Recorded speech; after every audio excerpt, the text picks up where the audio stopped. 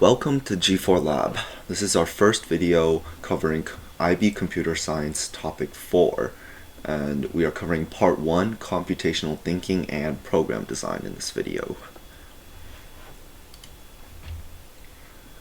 So here's an overview of the IB Computer Science Paper 1 syllabus. The core syllabus content consists of both SL and HL listed out here. So if you are only an SL student, then you will only be covering topics 1 to 4, whereas if you're an HL student, you'll be covering topics from 1 to 7. And we will be focusing on topic 4, computational thinking, problem solving, and programming first.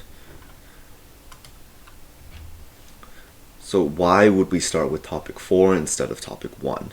Well, topic 4 focuses on practical code instead of theoretical concepts. It gives coding background early on for IA topic brainstorming. And topic 4 is also the largest and the most heavily weighted of the 7 paper 1 topics. We will return to topics 1 to 3 once we have established a strong programming base.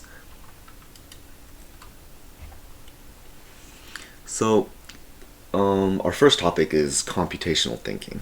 Computational thinking is a problem-solving method that involves breaking down complex problems into smaller parts to find solutions using algorithms. The IB course requires that you learn and understand the following 6 prompts to help you solve problems while thinking and programming.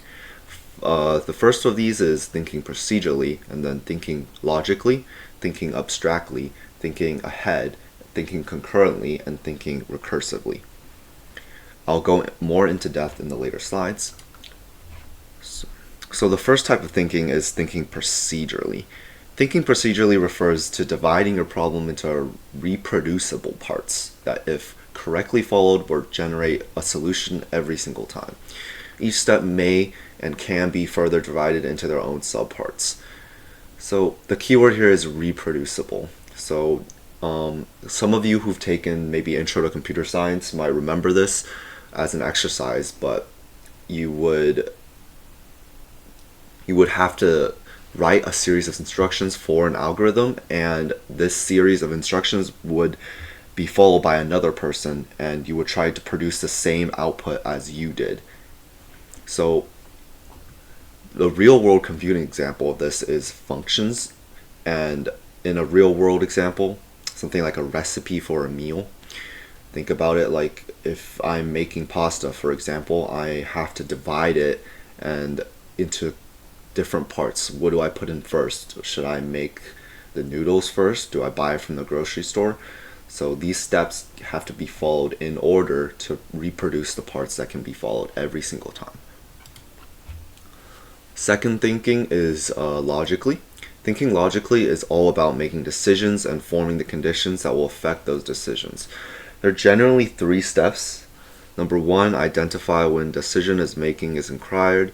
Number 2, identify what is the decision that needs to be made. And number 3, identify the conditions which will form the basis of each decision. The computing example is conditional statements, something like if-else, while statements. And real-world example of this is deciding what to wear based on your temperature, because let's say if we were transferred into this something like pseudocode, it would be like if the weather is 90 degrees Fahrenheit plus, more than that, then I would wear shorts and a t-shirt, and if it's below that, you would wear something else, etc. The third type of thinking is thinking abstractly, being able to create a meaningful model or way to represent a real-world thing in a way that contains everything that is relevant and nothing that isn't. So abstraction, the term abstraction means ignoring irrelevant details to focus on essential aspects. So when you take a real-world situation and you're writing a program or an algorithm, you're creating an abstraction. It's a way to represent the situation within the computer. So if you think about it, everything you do in IB Computer Science or just programming outside of the classroom, it is a type of abstraction because you're writing it inside the computer, and the computer itself is an abstraction as well. You're only looking at the screen, and you don't have to worry about whatever's under the circuits, the hardware. So a lot of things can be abstractions. One example of this, I'm sure a lot of people have experience with, is Scratch. This block coding in Scratch is a type of abstraction because you don't have to look and you don't have to write the actual code for it. You just drag and drop the code, and it's a way of simplifying programming to teach it to younger audiences or beginners. And a computer example of this are classes, variables, and data structures. All of these can be used to make up an abstraction, a type of program, something that solves a problem in a way where the user doesn't have to look into the irrelevant aspects. So something like a variable, I'm setting this variable to a numbered value. I don't exactly care about what the value is, but when it's inside a variable, I'm using that to solve my algorithm. Thinking ahead. Thinking ahead means pre-planning and attempting to anticipate future needs. This is very important for program design because here's the steps. Like, what are the preconditions to solving the problem? What are the post conditions? And you want to anticipate the exceptions to the rule. So for preconditions, you have to think about what has to be in place or known in order to be able to solve the problem. So that means, what are the inputs going to be? And for post conditions, what will be in place after the problem has been correctly solved, or in other words, what are the outputs going to be? And for anticipating exceptions to the rule, what are the likely exceptions that we're going to need to deal with? How will we want to handle them? This can include some things like edge cases and testing. Something like input validation is a type of testing. And a real world example is grocery shopping lists. You're thinking ahead of what you are going to need to cook, and you're creating a list. So that is a type of thinking ahead. And we also have thinking concurrently. Concurrency deals with multiple things happening at the same time. This includes a computing problem that involves multiple threads running simultaneously. So an example of this is a construction project. In a construction project, multiple things are happening. You're not just someone's operating the crane, someone is laying the foundation, someone's building the scaffolding. So it's not just one thing, it's multiple things happening at the same time. And in computing, something like GPUs in a computer allow the computer to do multiple things and run multiple things at the same time. And we use multi-threading in computing to run multiple things at the same time in your program. So one important thing to know is you will not be required to construct a concurrent processing in IBCS, but you may be required to identify, interpret, and understand one. So you don't have to know how to build one, you just have to recognize one. Thinking recursively. So recursion is the breaking down of a complex problem into smaller parts and solving each part after the other until solved.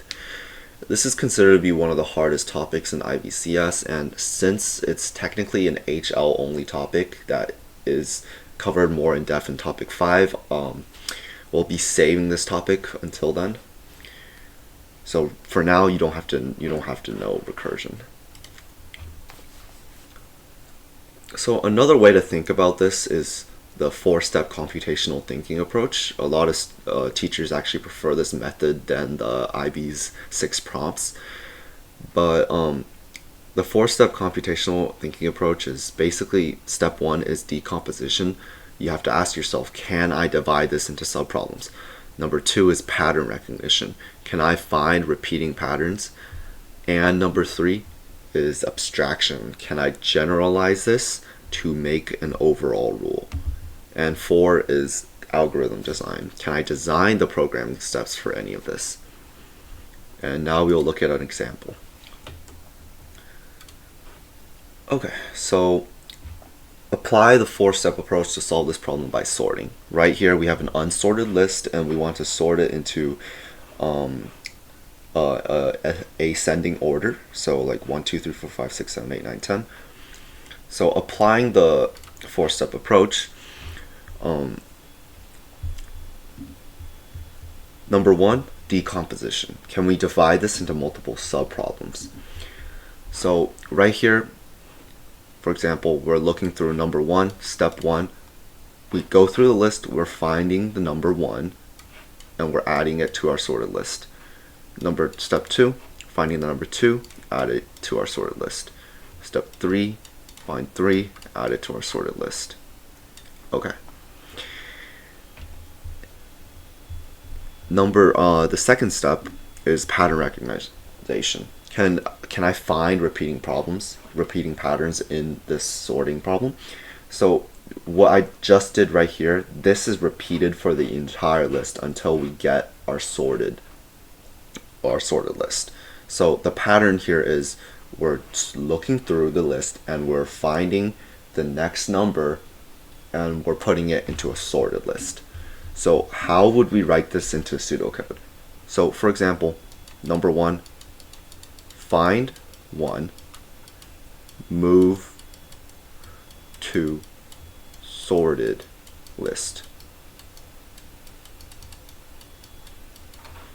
Number two, find two, move into sorted list. Number three, find three, moving into a sorted list. So right now we're already using pattern recognition. But how can we apply abstraction, which is the next step to this? Well, if you're looking at this, we're finding 1, 2, and 3. We don't really have to know that we're finding which specific number. So if we remove all of the find 1, 2, and 3, what do we get? We get a simpler instruction. For example, number one, search through the values. Search values, find lowest, because that is basically what we're doing. Find lowest, and after that, move to sorted list. So basically what we're doing here is we're searching through the values. We're 6, 4, 3, 12, 7, 8, 2, 11, blah, blah, blah, blah, and oh, we find 1. This is the lowest number out of all of them. We're moving this to a sorted list, and then after this 1 is gone, we removed it from the original, and we're searching through again, and we're finding 2, remove number 2, searching through again, find 3, remove, add here, and that's basically what we're doing. Now the fourth step is algorithm design. Can I design programming steps for this? So I'm not actually going to go through the exact code we need to do this, because we'll cover that later. The actual sorting algorithms will be covered in our next video when we're talking about standard algorithms. But if we were to write this in sort of pseudocode-esque things, it would go something like this. So we have a precondition that while unsorted values remain. So let's say we sort through all of them and there's nothing left. How does the program know to stop sorting? Well, it'll stop sorting when when all of them are sorted. You want to stop the program. So you want a while conditional. And inside that while loop, search through the values. Exactly what we talked about later, abstraction. Second step, find lowest. Third step, move to sorted. So in algorithm design,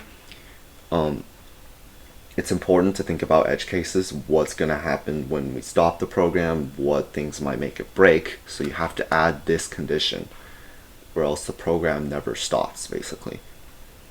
And if you've learned Java before, you'll know that if it goes out of bounds, then it'll throw in an out of bounds exception. Okay,